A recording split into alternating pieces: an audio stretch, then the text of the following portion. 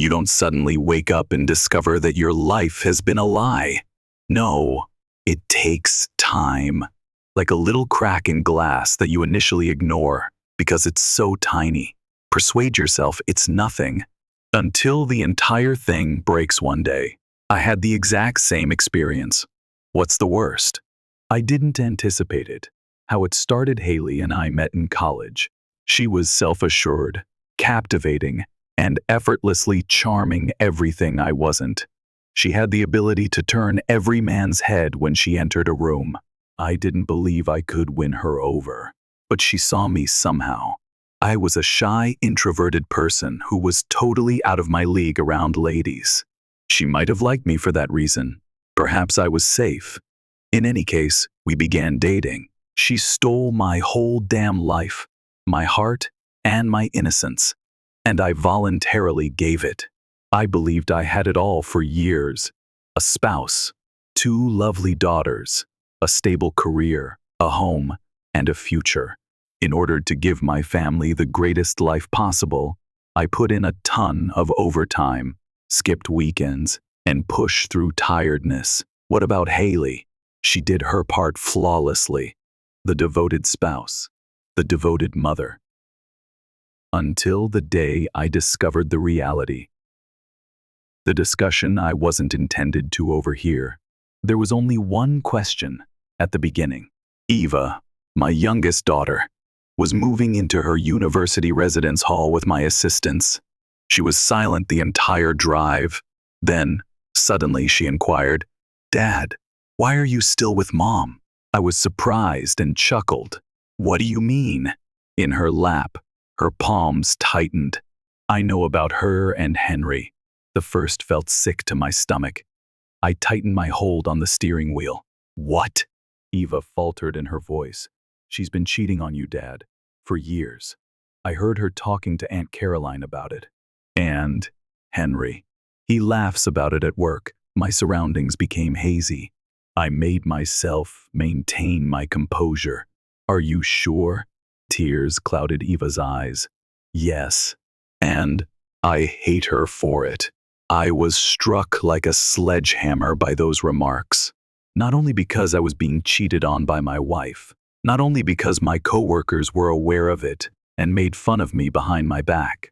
However, this secret has been carried by my own daughter, observing my foolishness. For that, she detested her mother. I hated her because of the way she was treating me. Something broke inside of me. Taking on the monster in my house, I waited that evening at the kitchen table. As soon as Haley entered and saw my face, she realized something was up. "What?" she said, putting her things down. I had a dry throat. "Are you cheating on me?" She blinked. Then she chuckled, not giggling nervously, laughing without guilt, jokingly laughing. "Oh, come on, Ashton, not this again." My blood froze. Shouting, "I know about you and Henry," I said. Her smile vanished as a result. She paused for the first time. She rolled her eyes after that. "It's not a big deal." No, a huge deal. Beneath the table, I felt my hands tighten into fists. "You've been sleeping with him?" She rubbed her temples and moaned. "Ashton, let's not be dramatic. It's just physical. My heart isn't in it. I broke something in my chest. 20 years, 2 children, a home, a life. She even had the gall to sit here and pretend that her infidelity was a small annoyance. I tried to keep my voice steady. "How long?" She gave a shrug. I shrugged. "On and off for a few years, and a couple of other guys before that." I felt sick to my stomach. Bile was swallowed by me. "So all this time, you've been laughing at me?" She truly appeared perplexed as she cocked her head. "Why are you acting so hurt? You're a great provider, but you've never been exciting, thrilling. That was the purpose of this. I had put forth a ton of effort to provide our family with a secure life. And because I wasn't interesting enough, she was taking advantage of my coworker? I was numb. I said, "So what now?" She folded her arms and reclined in her chair. "Nothing has to change. You can accept it, or we can divorce. But let's be honest, you won't leave me." I gazed at her, and I came to the realization for the first time in my life that I had never been loved by her. I had been used by her, tricked me. Worst of all, she believed that I was too helpless to take action. That's when I decided what to do. I had no intention of crying. I had no intention of begging. I had no intention of losing. Did she believe she had won? She didn't know what was going to happen. The strategy starts. I was in a daze for the next few days. From concentration, not from melancholy. For I wasn't just going to abandon Haley. I would destroy her. Step 1. Get a lawyer. I've located the best divorce lawyer in the area. A man who destroyed his opponents in addition to winning. Sitting in his office, I explained everything and stated, "I want to destroy her." He grinned. "Then let's get started." The trap in step 2. You see, Haley believed she was invincible. She was unaware that I was in charge of all the money, all accounts, each and every credit card. Additionally, she was unaware that I had been secretly saving money for years. So she was out trying to get even with Henry. I was using up all of the accounts. All of the savings together, emptied. Her own accounts, frozen. The home was legally changed to my name before she even realized what had happened to her. It would be too late by the time she noticed what I had done. And when did I leave her for good? She wouldn't be by herself. She would be absolutely wrecked, destitute, and humiliated. Because it was more than just a matter of escape. Making her pay was the goal. For everything. And I had only just begun. Haley believed she understood me. She believed me to be a man too scared to leave, weak, and predictable. She believed that I would swallow my pride and let her continue lying, cheating, and exploiting me like a mindless ATM. She was mistaken, because she believed she had me trapped while she was out having sex with my coworker. I was preparing her for the most significant setback of her life. The initial cut, stopping her movement. I started by seizing control of the funds. You see, Haley had no interest in money. I was always in charge of that. She simply spent, and exhausted, and exhausted. She was therefore unaware of my covert money transfers out of our accounts. She thought there was a bank error when I locked her credit cards. What about the time she attempted to access our savings? She discovered zero. She slammed her pocketbook onto the table as she raced into the house, and I will never forget the expression on her face. "Ashton, something's wrong with our bank accounts." Not even my eyes left my laptop. "No, Haley, there's nothing wrong." She blinked. "What?" I reclined and observed her wriggling. I moved the money, my money. Her face turned white. You can't do that." I already did. For the first time, I saw genuine dread in her eyes as soon as I said those words. Because she realized for the first time, she no longer had authority, the attorney and the case. The following morning, I entered the office of Richard Harrison, the most brutal divorce attorney in the area. The man was a shark, disguised as a human. I exposed the financial fraud, the years of deceit, and the cheating. He nodded slowly as he flipped through the evidence. "You want to make this clean, or do you want to destroy her?" he asked, looking up. "I didn't think twice. I want to leave her with nothing." He grinned. "Then this is going to be fun." Placing the trap, the first step was to collect evidence. Eva's testimony was already with me. However, I required more. I therefore installed cameras. Haley and her sisters used to have their little gossip sessions in these small, unobtrusive ones around the house. Oh, did they converse? I gathered videos of people making fun of me for days, saying that I was too dumb to notice. "He thinks he's in control," Haley said sarcastically one evening. "But Ashton has no backbone. He won't leave." Her sister, Beth, grinned. "And if he does, you'll take half anyway." They all chuckled. It was everything I could do not to barge into the room and eject them immediately. However, no, I needed to wait. For when the trap eventually closed, I intended for it to be painful. The divorce documents. I sat across from Haley at the dinner table exactly 1 week later, watching her pick at her food without realizing that her life was about to fall apart. A big envelope was passed across the table by me. She scowled. "What's this?" "Open it." She did. Her face contorted in horror. As soon as she noticed the words, "divorce petition," she said in a whisper, "Are you kidding me?" I maintained my composure. "You said I could either accept your cheating or leave. So, I'm leaving." She turned the pages with trembling hands. The financial information. She forgot about the prenuptial agreement, the proof of her extramarital activities. The phrase that provided her nothing was at the very bottom. No cash, no home, no spousal assistance, only freedom. Her face flushed. You can't do this." I rested my elbows on the table and leaned forward. I already did. The papers were thrown at me by her. "You think you're so smart, Ashton? You think you're going to get away with this?" I simply grinned. "I don't think." I know. The breakdown after that, she tried everything. Rejection. "This is a joke. We can work this out." Shame. "Think about the kids. Do you really want to ruin their family?" Rage. "You survive without me." The best thing, though? In the hopes that he would save her, she called Henry. He also abandoned her, because he vanished like the coward he was the once he learned she had nothing. Like a truck, the realization struck her, and it was she who felt helpless for the first time. How about the children? The most challenging aspect of it all? My daughters. I took Eva and Lily down and told them the truth. Their mother had damaged something that would never be repaired, and I was leaving. Eva gave me an embrace. She expressed her pride in me. "Lily?" She sobbed. Despite her sobs, she said in a whisper, "I know, Dad.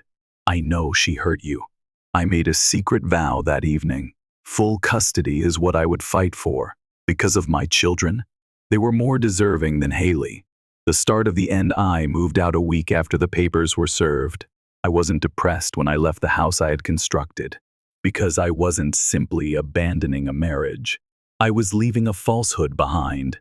Haley? She made one final attempt to stop me. She arrived at my new home, shouting and hammering on the door. "Ashton, we can fix this. Please, don't throw away 20 years. I pulled the door open, gazed directly into her eyes, and he continued, "You threw it away the moment you spread your legs for another man." Then, I closed the door and didn't turn around. The conflict is only getting started. I wish I could say it ended there. However, women such as Haley, they do not surrender easily. And the subsequent battle?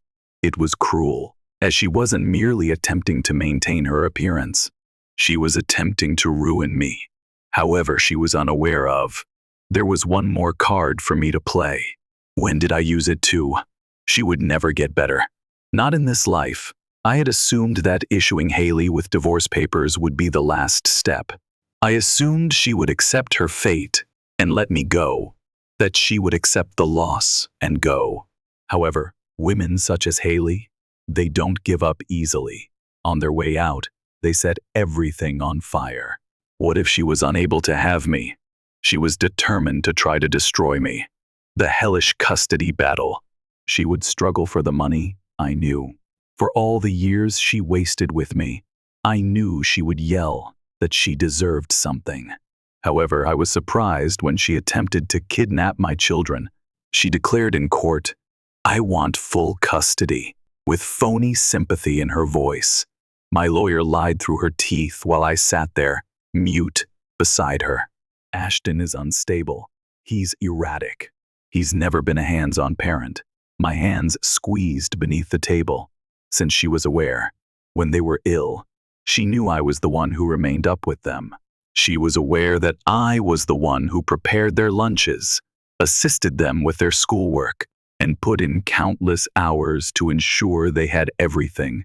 To the court, though, she portrayed me as a parent who is not there, a man unworthy of his own offspring.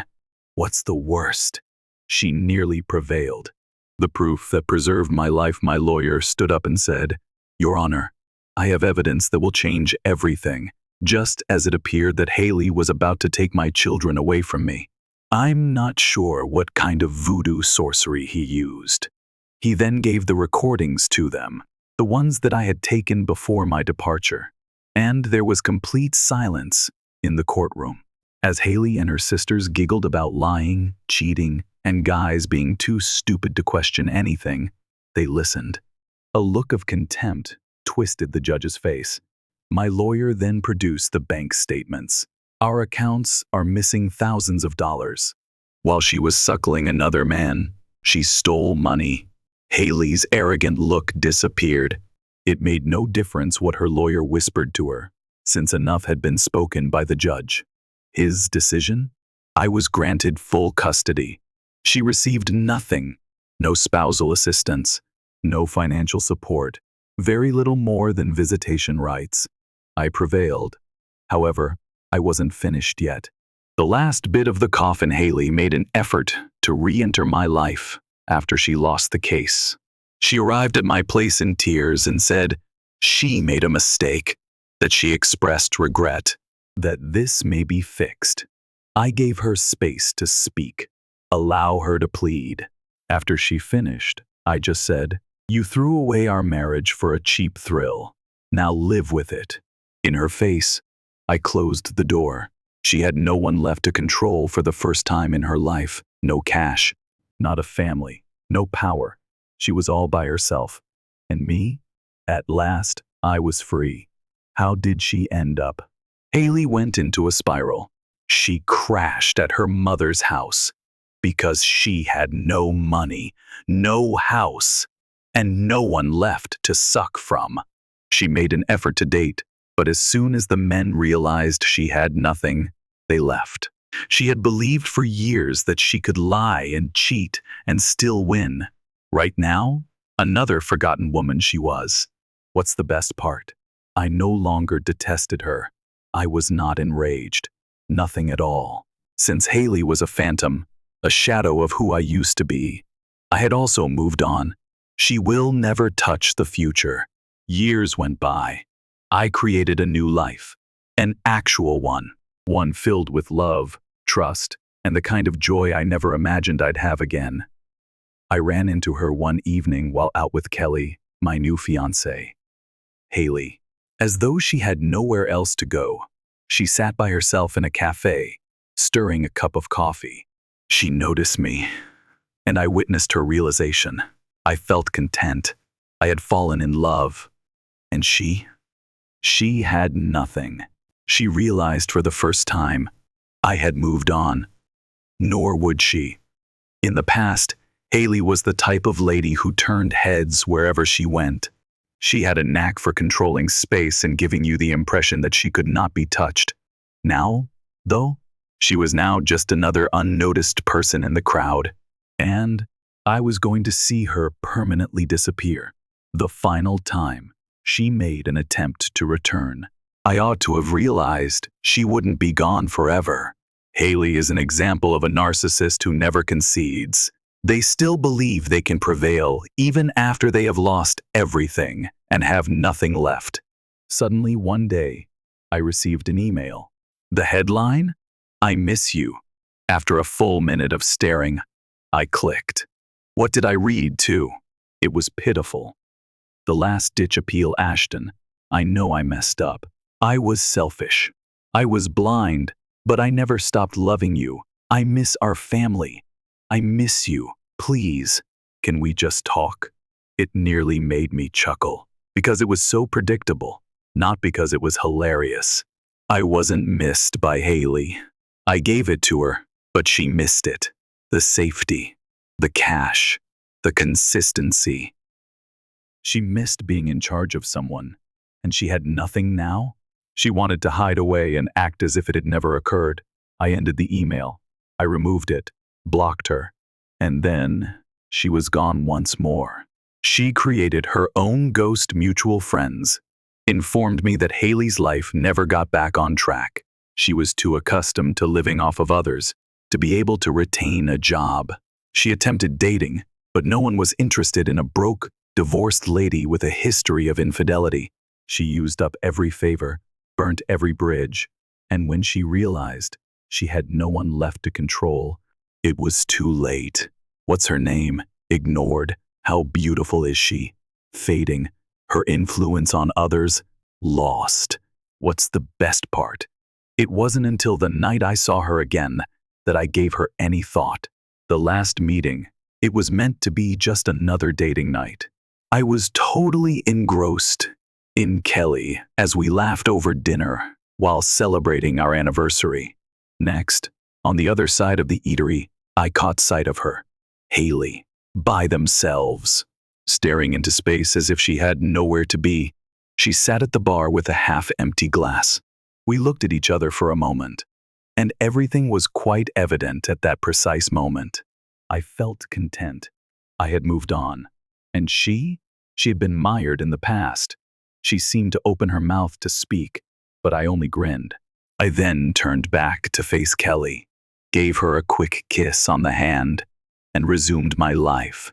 What about Haley? She did nothing but sit, observing, because she understood for the first time. I had freedom. Nor would she be. There are those who never learn.